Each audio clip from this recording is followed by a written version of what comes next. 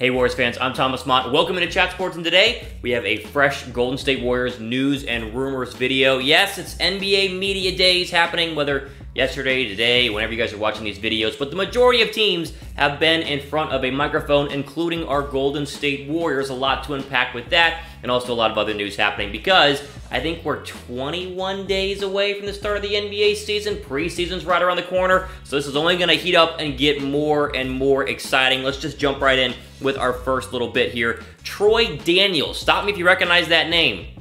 No? Okay, I didn't either. Apparently, Troy Daniels is talking a lot of smack about the Golden State Warriors. Now, Troy Daniels has signed with the Los Angeles Lakers this offseason to a one-year deal, and apparently he was deciding between teams like the Clippers, the Lakers, and the Warriors. And when asked about why he chose the Lakers over other teams like Golden State at the Lakers Media Day just yesterday, Troy Daniels said, quote, "The Warriors are dismantled." Okay, wow, all right, well, okay, thank you, Troy Daniels, who, again, we don't really know who you are or how much you're actually going to play, but you, of course, know that the Warriors are dismantled. This got me thinking. I want to share this with you guys. Do you guys think the Warriors have been dismantled after an offseason where, yeah, some people left, but also some people came as well? Okay, quickly, let's just go through this. Are they actually dismantled? Here are the key additions for the Warriors this offseason. Starts with D'Angelo Russell, Willie Cauley-Stein, Glenn Robinson, and the rookie Jordan Poole. Those are some of your best additions. Here are the subtractions. Kevon Durant, Andre Iguodala, DeMarcus Cousins, Shaun Livingston, and Jordan Bell. And of course, your starting lineup for the Warriors looks like, Curry, D'Lo, McKinney, Draymond Green, and Kevon Looney. We've talked about this. Now, Kevon Durant left, yes, and sure, you lost Andre Iguodala and Shaun Livingston. A lot of the old Warriors that we've known to love the past couple of years are gone. Does that mean they have been dismantled? Dismantling to me sounds like they're not going to be able to compete at all. Like they're no longer the powerhouse that they once were. As Draymond Green said yesterday, Steph Curry still on this team? Yeah. Is Klay Thompson still on this team? Yeah. I don't see dismantled. I think Jordan Poole's just getting a little bit too excited about playing with LeBron James and Anthony Davis. Are they worse than they were last year? Yes, probably because of how great Kevon Durant is. That's fair. But are they dismantled? Whew, that's a strong word, which I do not see. We talk about this a lot of times on this show. The Warriors are going to be a playoff team. They can compete for a final. They can compete for the Western Conference Finals because of one Steph Curry, who is one of the, if not the most unique and elite basketball player in the NBA right now. I'll just ask you guys this. Will the Warriors make the playoffs this year? I think we know the answer. It's yes, but you guys go ahead and comment, type Y down below for yes, N down below for no, and I always, I always read them, so let me know what you guys think. And again, react to this.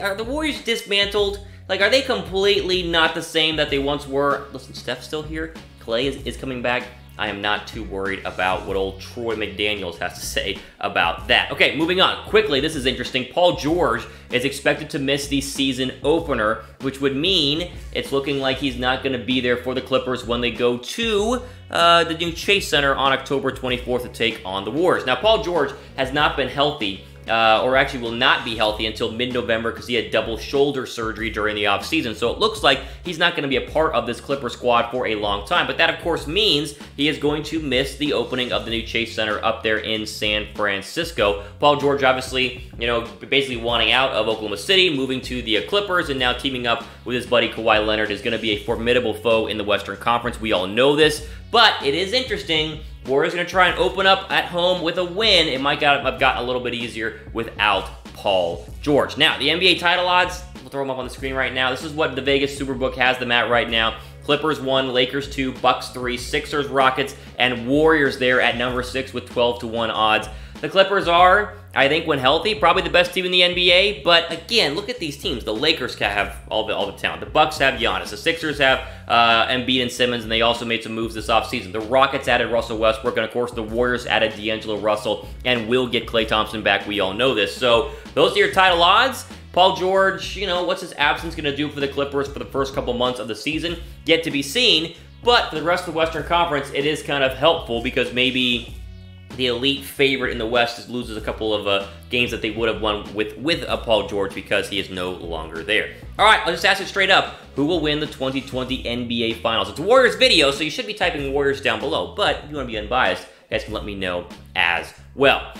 Well, you know, you kind of figured this next one was going to happen because, of course, Kevin Durant and Kyrie Irving were together at the Nets Media Day, meaning they were going to get asked questions about Kevin Durant's former team, and Kyrie Irving was not too pleased with how the Warriors handled Kevin Durant's, I guess, what was a calf that turned into an Achilles injury. So, they both speak to the media, and Kyrie Irving takes a shot at how the Warriors handled, again, the KD injury. Let's just go ahead and throw it up. Here's what he said.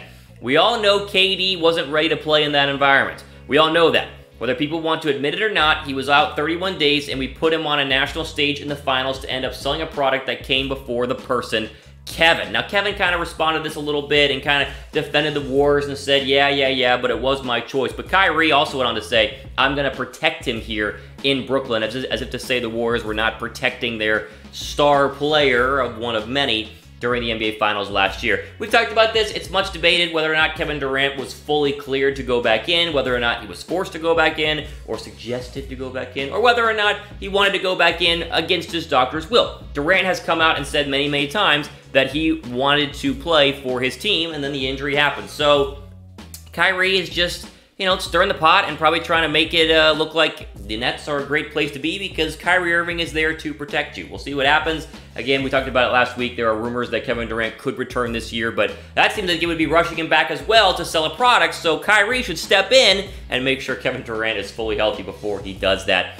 Just kind of glad they're all in the Eastern Conference from a Warriors perspective. You know, just worry about you guys, and we'll see you in the finals, even though this year without Durant, you won't make it. So, we'll keep going there. Who will win more games in 2020? How about this one? Sorry, 2019 and 2020. This year, type W for Warriors, type N for Nets. This year, I think without Kevin Durant, the Warriors are going to win a lot more games than the Brooklyn Nets. DeAndre Jordan and Kyrie Irving as the 1-2 punch in Brooklyn does not scare me that much. Okay, keep going on here. Kevon Looney, this is interesting. Twofold rumor here that came out of the media days yesterday. Looney really expanded on his offseason process and how he almost was not a Warrior and how he became a Warrior, and now how he's going to be the starter for the Warriors. So, apparently, Kevon Looney was very, very close to signing with the Los Angeles Lakers, but decided at the last minute to turn around and take a pay cut for the Golden State Warriors because he really liked, you know, what the team has and what he expects to get out of being the starting center for the Golden State Warriors. I mean, one of his quotes, he said, there's no other place like this. And that means, I think, the organization, the championship pedigree, and the city that this team now resides in a little bit, you know, now actually in San Francisco.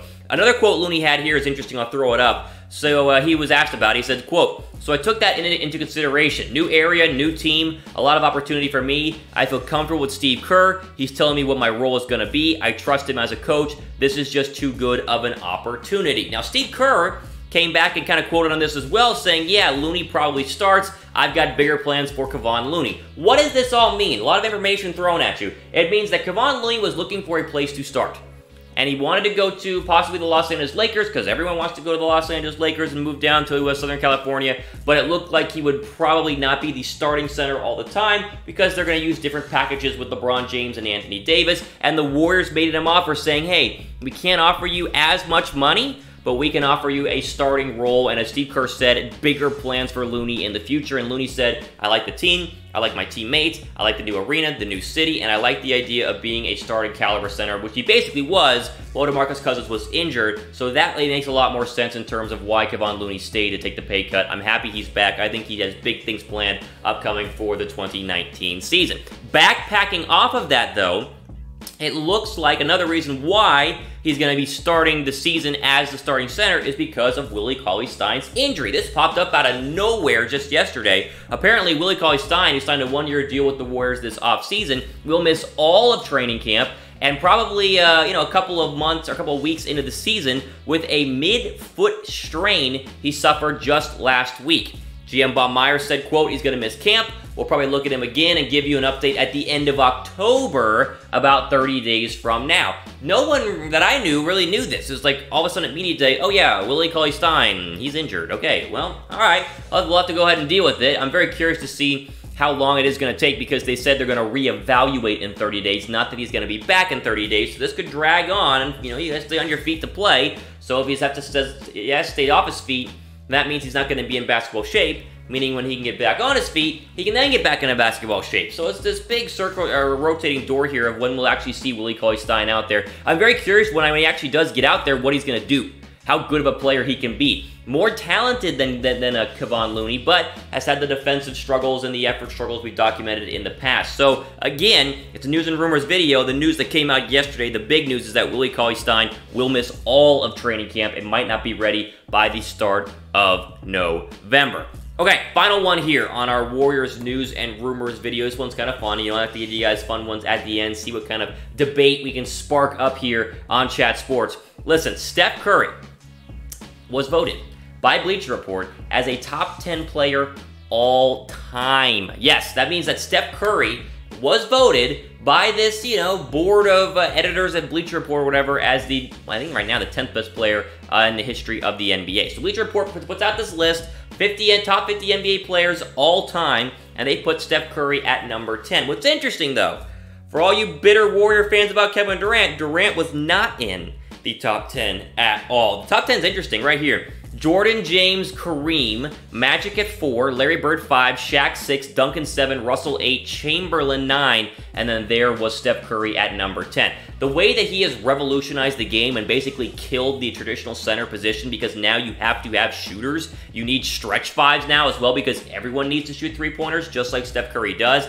And then you see guys like Trae Young come into the league who are trying to be carbon copies of Steph Curry. He has changed the league. Whether it's for better or for good is yet to be seen. I think it's for a better, because now you don't have to be 7 foot, 15 to be able to get into the NBA. But the fact that he was number 10 shows a lot about what people view him outside of Golden State and in the national media. The rest of the top 10, you guys are more than welcome to debate. I'm totally fine with how it is. Jordan, James, and Kareem, we forget how great Kareem was, especially people my age. Magic and Bird, 4 and 5, it makes a lot of sense. Duncan, honestly, there are a couple of media guys. Nick Wright, who works for Fox Sports, says, if you could have any player in the peak of their powers, prime or whatever, needs you to get 40 points in a game, who would you go with? He says prime Shaquille O'Neal, because no one could guard him. And you think back to prime Shaq and you go, oh yeah, like he was like a 20, he's like a 40 and 20 guy, it felt like every single night. Not really, but he was absolutely fantastic. So it makes sense with Shaq being there. Tim Duncan, I mean, the best power forward of all time at 7. Bill Russell, Will Chamberlain. There's a lot of titles between those two, well before most of our times, but still, we can watch videos, we know how great they were. And then there is Steph Curry at number 10 as well. Question for you guys. Should Steph Curry have been ranked higher? Type 1 for yes, type 2 for no. And of course, you can tell me why or who you should think should be higher or lower on this list. There we go. That's all the time we have for today on our Warriors, news and rumor video. Troy Daniels running his mouth. Same with Kyrie Irving. Will it matter in the end? I don't know. The big news here is the center position. Kevon Looney looks like he'll be the starting guy, while Willie Cauley-Stein was out with an injury. And no Paul George for the season opener there at the new Chase Center. So if you're going, it'll just be the Kawhi Leonard show, which is still very dangerous, instead of the Kawhi and PG-13 show as well. Be sure to subscribe to Chat Sports down below. NBA season about 21 days away. We got plenty of NBA, NFL, college football stuff. You know the drill. A lot of great things upcoming here at Chat Sports. Be sure to subscribe and follow me on Twitter at RealThomasMott as well. For Chat Sports, I'm Thomas Mott. I sign off. Enjoy the rest of your day.